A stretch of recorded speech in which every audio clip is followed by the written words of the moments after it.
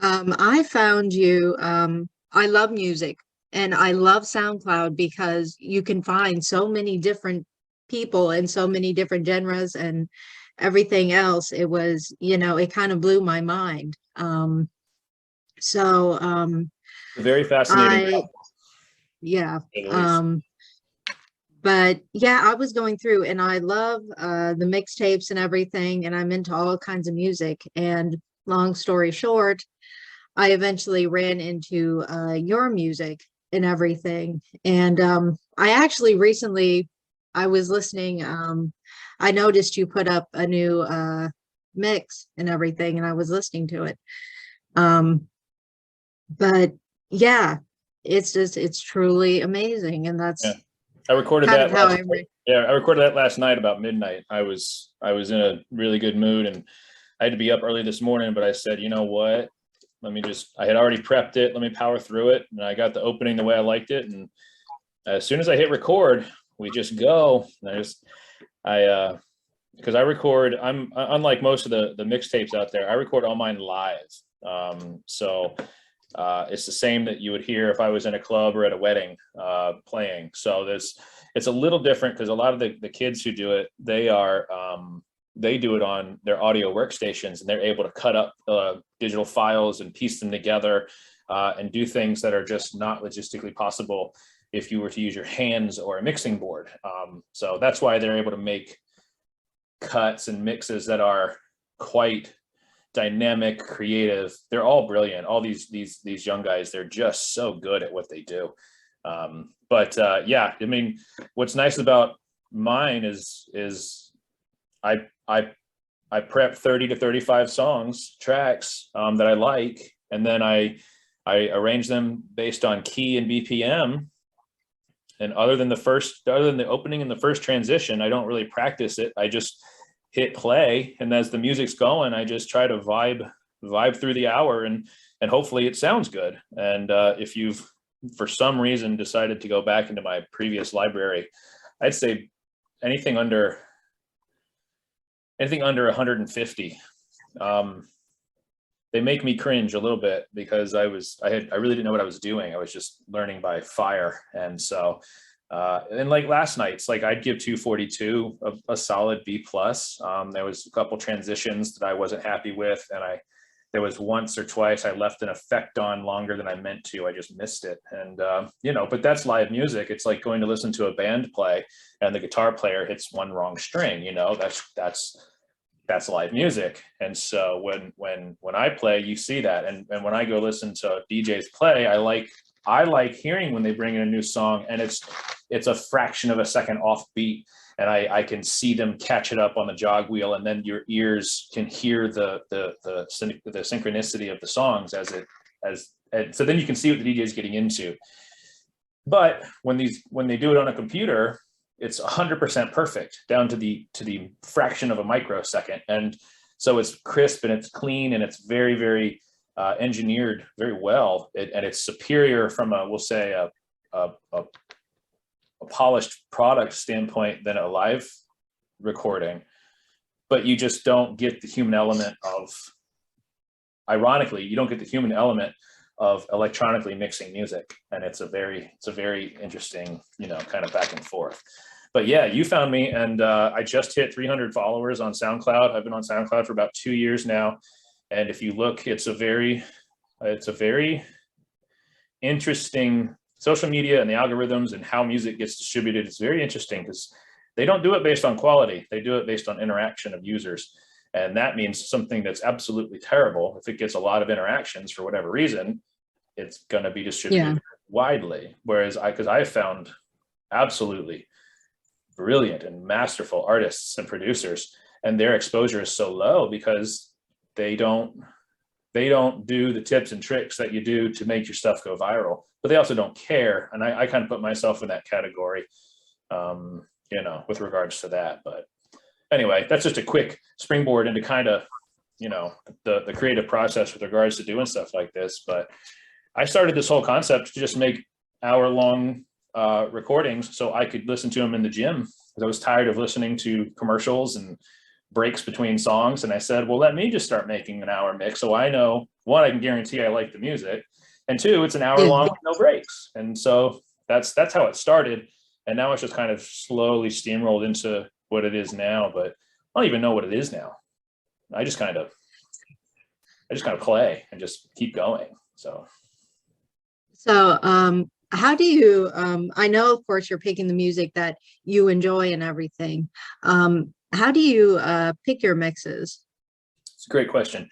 So there's a lot of tools out there. I personally, I try to stay current with new music, which is difficult because I'm, you know, as music changes, it's very, very stereotypical. You know, your parents hate your kids' music and so on. And as you get older, you clutch to what you grew up with. And so, but I do try to stay relatively current. I subscribe to a record pool called X Mix. Okay. For $50 a month, they send me about 5,000 songs a month, usually 50 a day or so, 50 to 100 a day, just depends on the day. And then I go through each song. I keep the ones I like. I dismiss the ones I don't. And then the ones I like, I just keep in a library. And then when it comes time to make a mix, I'll open up the recent files and just start to piece them together. A lot of that has to do, like when I initially go through them, a lot of that has to do with BPM, with the speed of the song. And so I try to keep them all within 10 BPMs of each other, usually in the 120s. And so 115 to 130, I'll just start with that. And then once I get them into my, into Serato DJ, which is the software I use to mix the music, they can organize it by key. And that way I'm able to mix the songs that are melodically complementary, and I'm able to hopefully mix them in a manner that's comfortable to the ear, and in a way that's fun to listen to. So you can keep the energy high when it needs to be high. You can permit an exhale when it's been, you know, redlining for a little bit. And so then you get an exhale, and then you can build back up and once again, lead your audience into a toe tapping kind of head bobbing thing. But really when my mixes specifically, what you hear, I almost never know the exact song I'm going to play next until it comes on. It's a bit fun. It keeps me sharp with regards to when I play live gigs and somebody makes a request, and, you know, so I have to be versatile and ready to shift from who knows what. If I'm playing Chainsmokers and somebody wants Taylor Swift, and, you know, how do you go from how do you do that? You know, and sometimes you get requests you've never heard. You've had people come up, I'd like Taylor Swift, and then they want, you know, the new ABBA remix. And it's like, how do you maintain, you know, how do you keep everybody happy?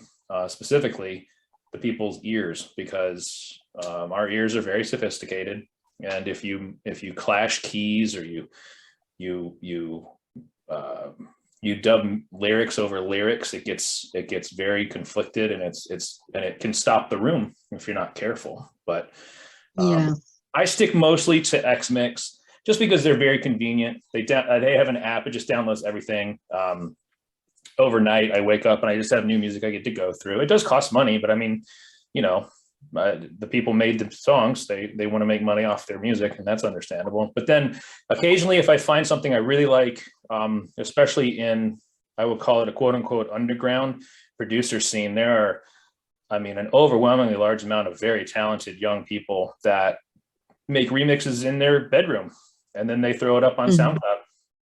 And you can they offer free downloads, and so I can download their songs, or I can message them directly and say, hey, that's a sick track, would you send me the MP3? And if they do, then I play it.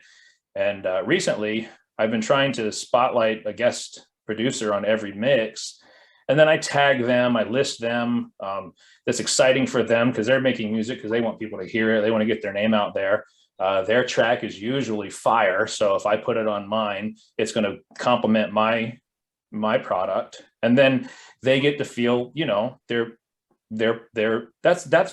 a huge compliment. And you know, when someone makes a painting, when an artist makes a painting, you're excited to have people see it. And so it's no different for these young producers who make a remix, or they make an original song, and then I want to put it in, you know, I like it, and so I want to put it in in my product for my audience, which specifically is me, but that's, I mean, you make one person happy with something you created, that's a pretty big compliment. So, but actually what's been helping with regards to getting my name out there, and that's not the goal, but is when I do highlight these young producers, they then show all their audience and they say, hey, look, I'm being highlighted on QuiQ's 241, or, you know, I'm collaborating on this hour mix with another producer, check us out. And so, because that's the way social media works, as I said before, it's not really the quality of the content, it's your ability to engage your audience.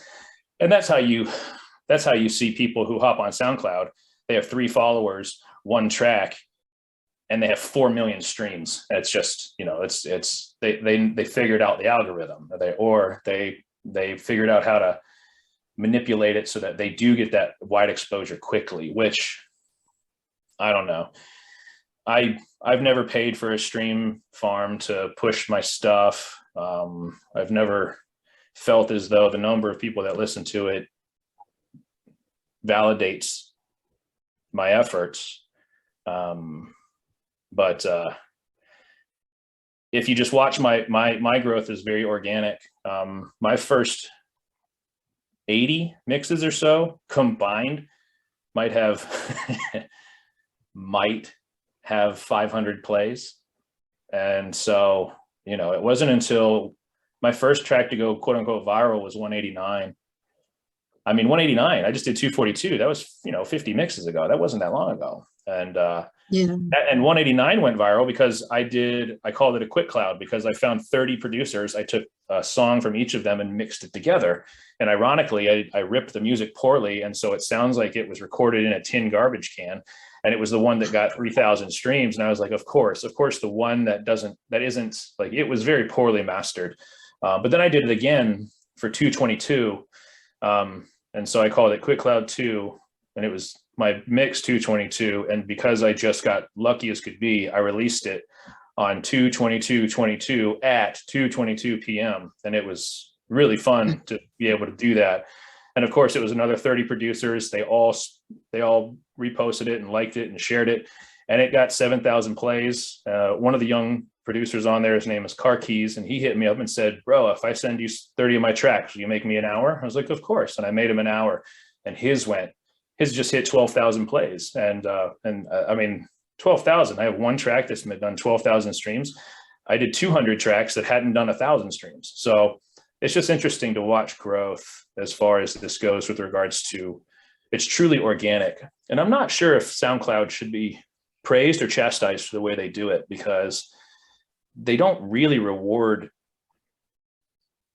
true sound. You know, they reward almost computer engineering, but they got to do something, right? It has to, the buck has to stop somewhere. But anyway, kind of divergent, but I do have to say, you would not have found me if I hadn't found a community under a producer. His name is D-Rock. He created a Discord, and I joined his Discord, and that's where I met a lot of these young producers, and they are simply brilliant. They, in my personal opinion, and I don't ever think otherwise, but guys like QuiQ and Sorry and Cheeks and Charlie Wonder, these kids, they are so good at what they do. They are true artists. They'll be on stage. They'll be in their music will be in movies. These guys, they're just so good at what they do. I'm much more of an old school kind of wedding DJ. I don't make my own music per se. I don't make mixes. I try to take songs and present them in a manner that they haven't been heard before live, and it's just a different art. But they do things I can't do. It's funny though, when I was talking to QuiQ, he said that playing live scares him to death, and it's funny that it made me smirk like that, because in my head, playing live is easy, and doing what they do is very difficult. But of course, that's subjective, because you ask someone that's proficient at the guitar if playing the guitar is easy, and they're going to say yes, but they've been doing it for so long, to them it's easy. Someone that's never picked up a guitar, it's very hard. So it's the same thing. I mean, the DJ decks are an instrument. and they have a lot of different buttons and knobs and dials and levers. And if you don't know how to work them, you're not going to know how to play. But like anything, just take some practice and some time and a lot of mistakes. And if you go back through my library, I've made a lot of mistakes, and I leave them in there. One, so when I listen to them, it reminds me, not to make those mistakes again. And two, just to kind of show this is the process. Yeah, I think a lot of people think DJing is pretty easy. Well, where that gets a little tricky is now the DJs that we know of, your Steve Aoki's, hell, even the Chainsmokers, although they're doing pretty good about bringing instruments on stage, and and one of them sings now, although that's debatable whether he should be singing or not. But a large number of these DJs, they pre-record their hour set. And so when they go up on stage, like Marshmello, who's arguably my favorite, Marshmello, if I was to say anyone got me started or interested, it would be Marshmello. But when they go up on these festivals and they're playing for 100,000 people, for all intents and purposes, they go up, they press play, and that's the last they touch the deck.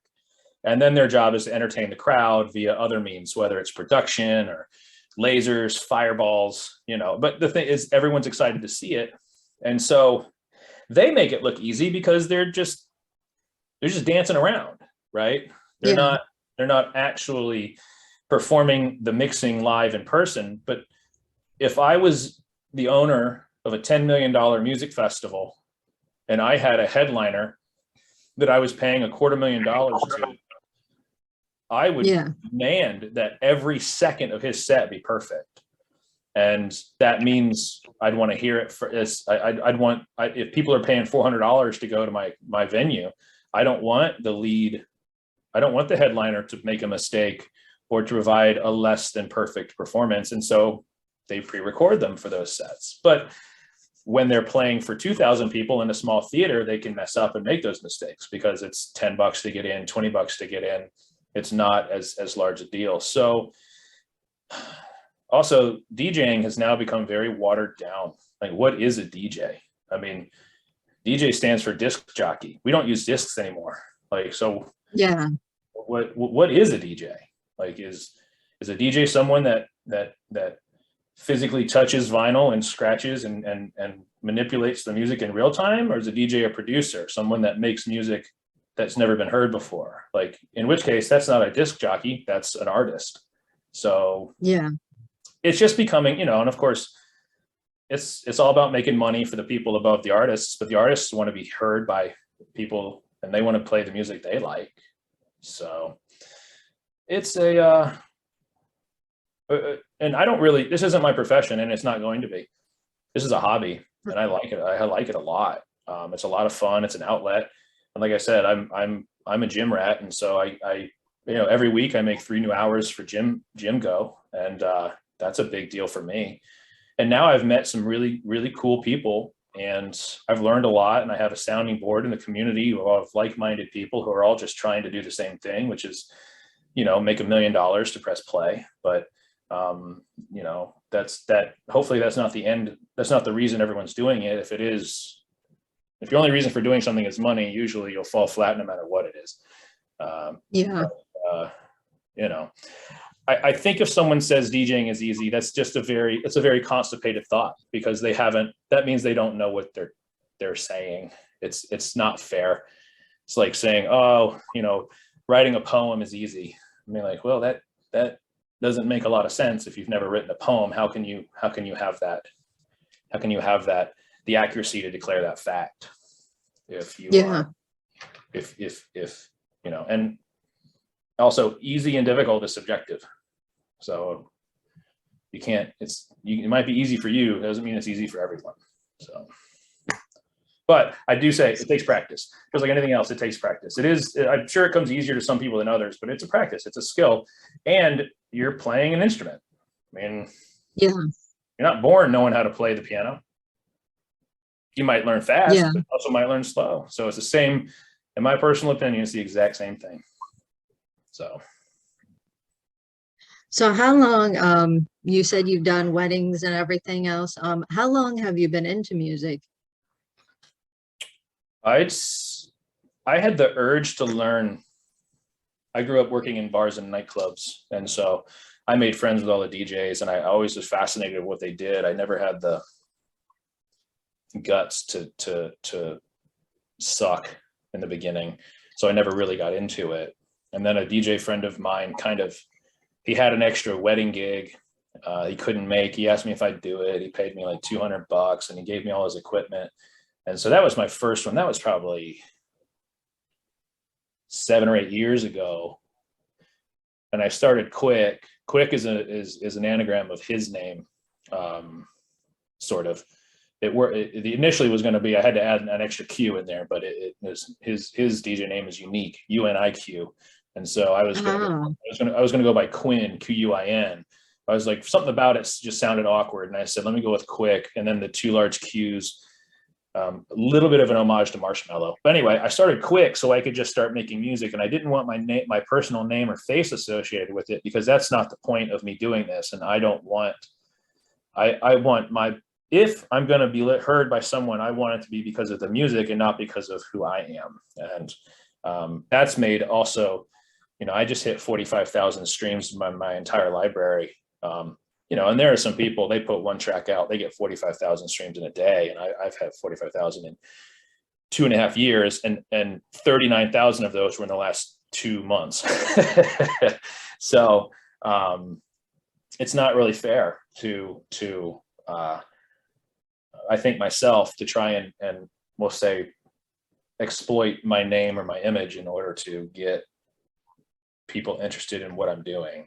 So it's kind of why I try to remain anonymous with regards to just producing something, not because I'm going to get big and wear a mask if I ever play on stage or anything like that. It's just the point isn't me. The point is the product. So I'd say I've had an interest in music my whole life. I grew up, learned how to play the piano and the drums and the guitar, and I never really stuck with any of it. I just got a basic understanding of music. DJing is a little bit easier. Like reading music is easy. Music is math.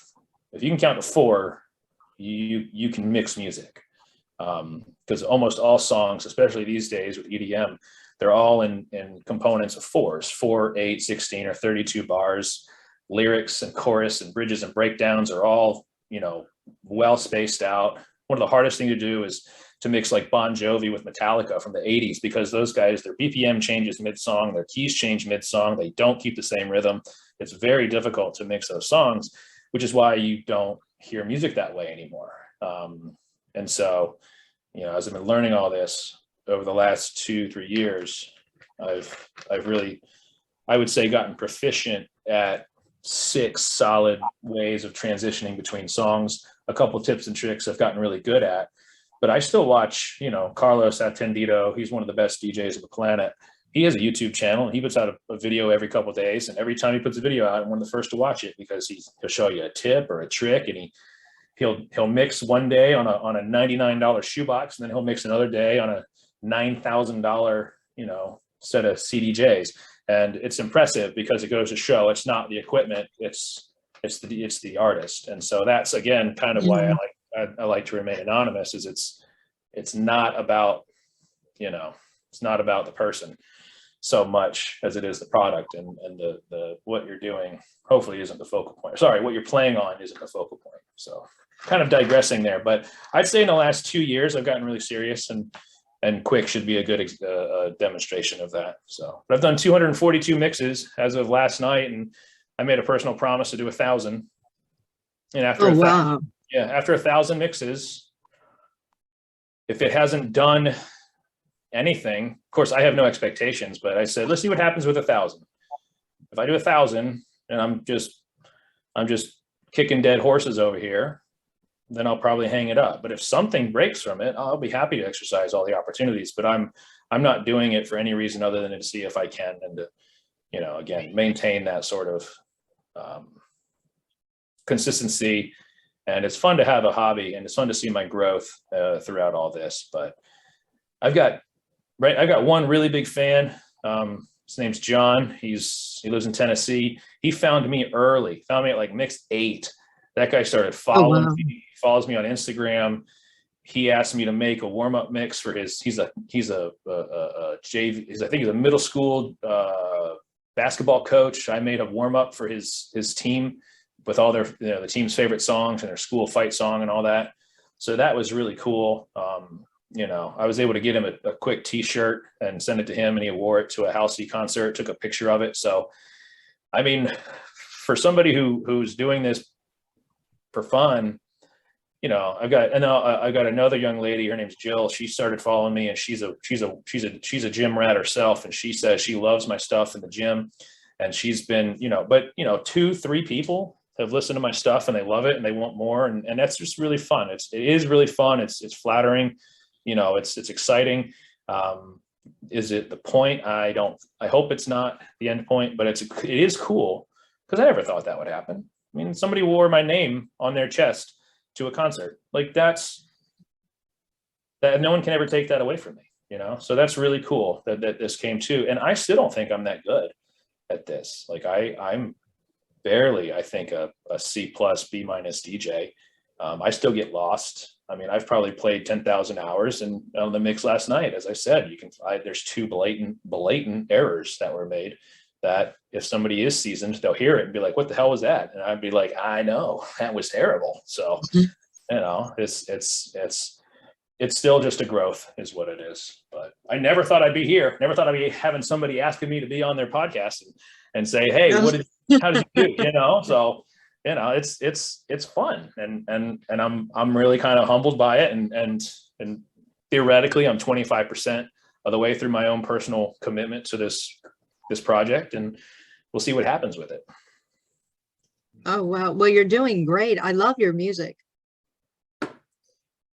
Thank you. But, I do work hard. I do work hard at it. I will give myself that much. Like, I don't just throw it together and I would be hastened to say I get lucky. Like, if I'm going to be arrogant about anything, it's that I do work hard at it, and I do like to produce something that's attractive and it clearly appears to be polished and professional. I'm not as good as the people here, that the people that are professionals at this, but they also have probably spent 100 million hours, where I've spent, 100 hours. So, but yeah, and compliments like that, Helen, are wonderful, because it's an imposter syndrome is real. Because if SoundCloud tracked my plays of my music, I'd have probably another 10,000 streams, because like 2:42, as soon as I finished it, it was 1 a.m. I pressed play and I listened to the whole hour before I went to bed, because I wanted to hear the mistakes on the other side of the speaker.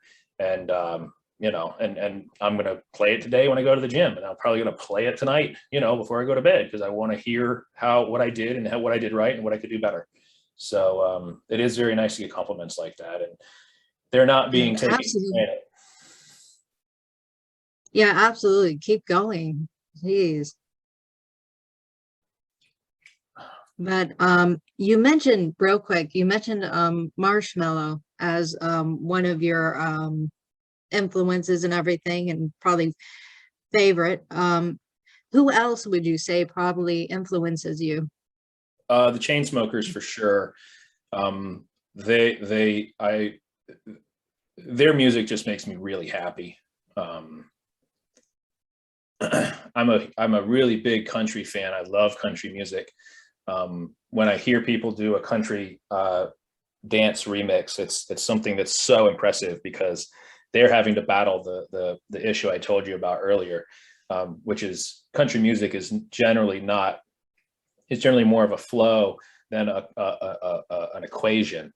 But growing up, I mean, Kenny Chesney, Brad Paisley, Brooks and Dunn. I mean, you can go so far back as Leonard Skinner, George Strait, Dolly Parton, and just as it keeps getting, newer. But as far as the EDM world goes, I mean, Marshmello would be number one. I love his older stuff. As he's getting more dynamic, I'm not overwhelmingly happy with a lot of his new releases personally, because he's just deviating so far from what got him here. But it's nice he does release a new, like a Joy Time 4, I think, is coming out, and it's very quintessential Marshmello, which is, I think, his roots, and it makes me happy. But then aside from that, like Maroon 5, I think Maroon 5 is they're super dynamic. growing up as a kid, it was a lot of punk. It was Metallica, Green Day, Nirvana, Sum 41, Blink 182, just trying real, like it just, they were so inspiring. I just didn't have, we'll say, the bravery to dive into music and suck at it for a few years in order to get better at playing the guitar or playing the drums or playing the piano. But every time I hear an artist that I clearly can tell they know what they're doing, it's always fun to imagine doing what they do. So Avicii, obviously, he's, unfortunately, because he passed, it's you know, you're immediately elevated. So his song Levels is probably, as far as I'm concerned right now, it's the best EDM song ever made. That'll of course be challenged, you know, by kids as they grow up, and there's a song comes out in 10 years and Levels is old news. But when Levels came out, I feel like that completely changed the landscape of what it meant to be a DJ producer. And of course, you know, of course, posthumously, it's very easy to elevate it to a much higher level. Like if he was still alive, would it still be that great a song? You would hope so, but maybe not. You know, it's one of those tragic double-edged swords and stuff like that. So, but again, I like to listen to people. I like to watch DJs. I like to like Mike and DJ Vegas, if I got those names right. They play. Like when you watch them, they play together. Two friends, of course, they started the whole hour-long mixtape adventure, and they have become, I think, a prisoner to their own creation. Because around 14, 15, 16, I thought those were the best. And then they just kept trying to outdo themselves, and it just got bigger and bigger and bigger. And it no longer became about making an enjoyable hour of music. It became, how much bigger can we make this mountain? And so that was a little unfortunate, but again, you know, how can you control that? I'm sure they had no idea they were going to get as big as they did. So, but really now what's happened is it's transitioned. It's the unknown kids it's the garage DJs that are sitting in a frat house, and they're figuring out ways to mix. Like there's a kid, Noah Chataway, he just put out a Frank Sinatra remix, and it absolutely bangs. And I'm floored. Like, how did this young man make Frank Sinatra's songs 50, 60 years old sound new again? And he killed it. And it's like, that's so cool. And it's I think that because those kids have to do it for the music, they're forced to create true art that's personal to them. And I think that translates through the speakers, much more so than somebody jumping around on stage and throwing cake into the crowd and shooting off, you know, cryo guns. And yeah, that's fun and exciting for a moment. But, you know, when you want something to elevate your mood, you know, give you a hug, help you cry, I mean, you need to have something personal. And that's hard to do when someone's doing it for the money. And that's why this small community, I keep meeting new young people. And it's interesting that most of them are men, but there's a young lady, her stage name is DeRosa, and she hangs as hard with the guys as anyone I've seen. And her music is so unique to her. She's got a good style. And I love listening to her play because she puts out, you can tell she makes music that she likes. And that is very important as well. She's not performing. She's not performing for the crowd. She's almost producing from like inside. And that again translates when the music comes out of the speakers, and you're able to be moved based on their intentions. So I would say I started, of course, with the guys on TV and on the radio, and now I'm more inspired by the people you've never heard of that I can't throw up any more good vibes if they get to where they want to go eventually. Yeah. So anything you're listening to currently that has your attention? Well, Chainsmokers just put out a new album, and all these artists are getting very smart, because now when they put out an album, they release all the acapellas, all their stems, all their music notes, so kids can take it and remix the songs. And so it's kind of cool. It's almost now like I'll put an artist will put out an album with full intentions of that's just the canvas for thousands of producers to make remixes on. And then these artists take those remixes and play them in their concerts. So it's, yeah, you heard the song on our album, but listen to this remix that was made by somebody else. And it's really cool to go along those lines. And what's been really nice about the XMix subscription is that I get music I would never, ever have found in any other way, because it's just inundated every day. Something like 39 trillion terabytes of information is created and stored in the cloud. It's impossible to hear it all, to see it all, to read it all, to view it all. And so it's just been fun to be exposed to music as it's released. There was that one song, I think Gail's A, B, C, D, E, F, U. I got that, it was released on a day. I listened to it, I loved it, I put it in a mix, and the next day it went big, and it just made me feel good personally that I recognized a good song before it was a good song. And we're talking a matter of 12 hours, but I still did it. So that was kind of fun. And if I didn't have, if I didn't pay for the record pool, I wouldn't have that opportunity. But I am trying very hard to not get locked in a box and only play, music from people that I know and I like. And in fact, like in 242, I know I played 3 or 4 tracks from artists I'd never heard before, songs I'd never heard before, but I liked the song. It fit melodically and it complemented my hour. So, and I'm like, I guarantee you can go back into a mix and say, hey, who is this song? I was like, I have no idea. That was a long time ago. And I just know I liked the song. And so that's kind of also been very helpful, that I don't feel as though I am going to hopefully not fall into that stereotype we mentioned earlier, which is, kids these days, they don't know good music, and because that's not fair. But the only way to avoid that is to expose yourself to new music and listen with an open heart. So, yeah. So you also mentioned you have merchandise out and everything. Where can people get your merchandise at? And how did you start that? Well, the internet's great. It's just on Spreadshirt, and that's just a free website, and you just upload your logo. They throw it on all the merchandise, and it's just made to order. And so it's the links in my SoundCloud profile. Every now and then I put it on my Instagram story. But it's, t-shirts are $20-25. No one has bought something independent of me. I've like car keys. Like I bought him a shirt, had it sent to him. Same for John. I bought him 3 shirts. My girlfriend, I bought her a shirt, bought myself a shirt. Like, again, I'm not doing it to make money, and I'm not, but also that's $25. Like, people got other things to spend $25 on.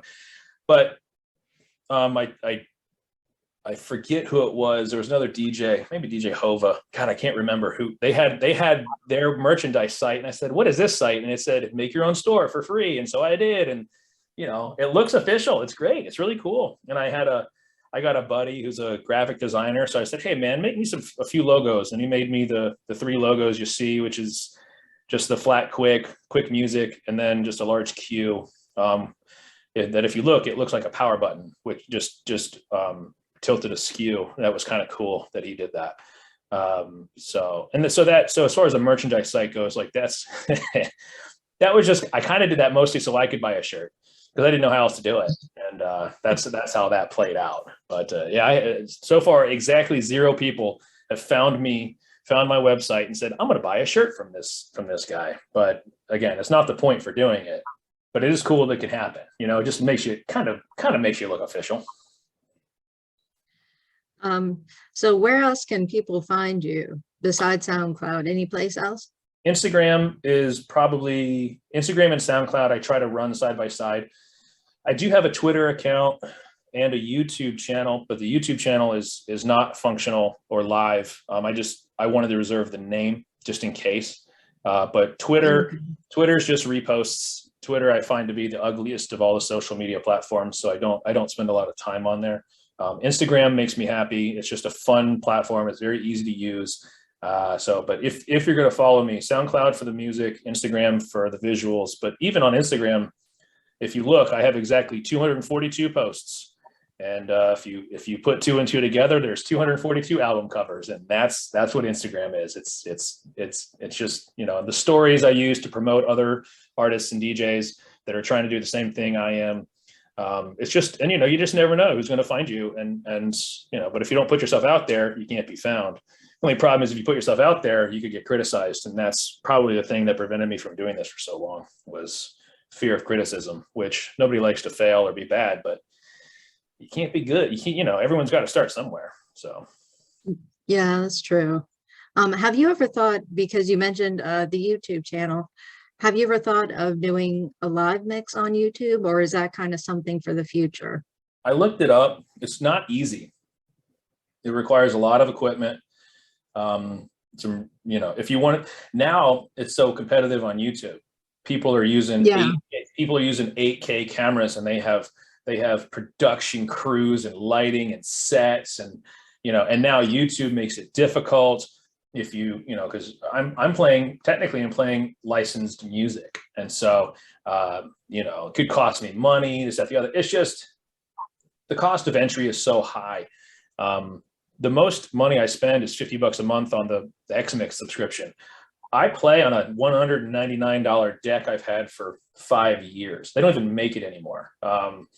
You know, my headphones are $13. I mean, my laptop doesn't count because I use that for work. It just doubles as my interface, you know. And I got a $8 like laser light little box here that I can turn on when I mix, because it makes me feel like I'm in a club, which is just fun.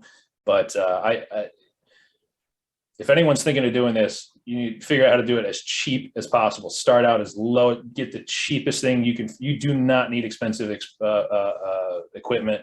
You do not need expensive hardware. The people who spend more money do not make better music, right? Because they spent more money. So yeah, but I have thought about it. But again, remaining anonymous has been a bit of an issue, because again, I'm not embarrassed of who I am. I just don't have any interest in making QuiQ anything other than the music. And so Yeah. everyone who talks to me, like, in fact, when my first name came up and when we first started this, I was like, that's the first time anyone has ever seen my first name alongside my QuiQ name. So, you know, out loud, just protect that for me, Helen. But I will. oh, I know. And if you don't, what happens? Nothing. Like, you know, I just mean I've intentionally tried to not promote myself through this, because I am I'm an arrogant and narcissistic person. And as I'm getting older, I want to fight that tendency.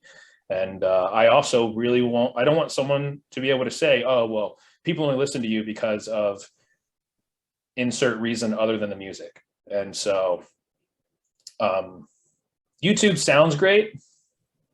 It's incredibly difficult now to create a channel and get traction, because YouTube knows what they have. You got to pay for exposure. You got to pay for space. You got to pay for, you know, and then if you're violating, you get marks, and it just, you know, Instagram has just been much easier, much more lo-fi. It's a personal, my QuiQ account is a personal account, not a business account.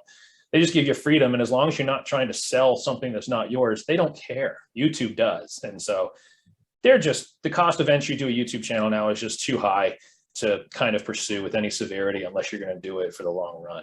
So Yeah. that would be my answer there. It's unfortunate because that would be fun. But